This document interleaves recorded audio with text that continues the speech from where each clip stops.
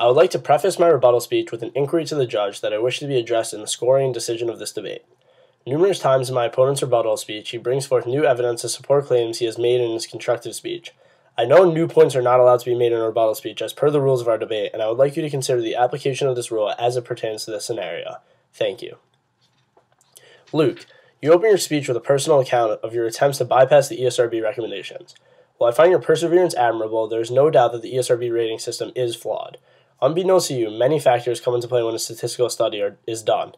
Researching the actual effectiveness on the ban of a game would fall under this umbrella, and while you personally may have had trouble purchasing the games, you fail to account for the multitude of confounding factors in any research study. For example, store location, clerk gender, clerk age, time of day, popularity of game, profit margin of game. The list goes on and on. Evidently, your experience is not an appropriate representation of the status quo. I'll very briefly address your rebuttal to my point on conditioning. Conditioning, as you may know, has been made famous through a classic experiment by Russian physiologist Ivan Pavlov. In short, Pavlov rang a bell when he fed dogs. The dogs associated the bell with food and salivated, and eventually Pavlov could have the dogs salivate without having to feed them just by ringing the bell. There is no conditioning or conditioned response to doing the wrong thing, i.e. stealing, in your definition of conditioning. Your logic falls apart when the correct definition is used.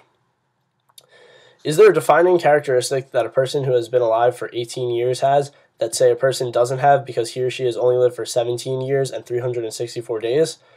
Yes, a person has rights at 18 that are withheld until then, but why should this be one of them? Doesn't it hold that some 15-year-olds are more mature and more responsible than many 19-year-olds? A ban on video games for people under 18 only based on the number of days they have lived, better accumulated under your plan, is arbitrary with no backing in factual or scientific evidence. It is unfortunate you fail to fully address the seriousness of the sanctity of the United States of America's Constitution. The point I was driving at in my constructive speech, one that I will fall back on here, is that any complacency in the infringement of our First Amendment rights as citizens of the United States should be avoided at all costs. The Supreme Court has already ruled on this issue, as previously cited in my speech.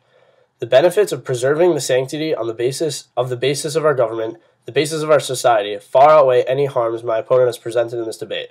For this reason, I believe that I have won the debate. Thank you both very much for your time.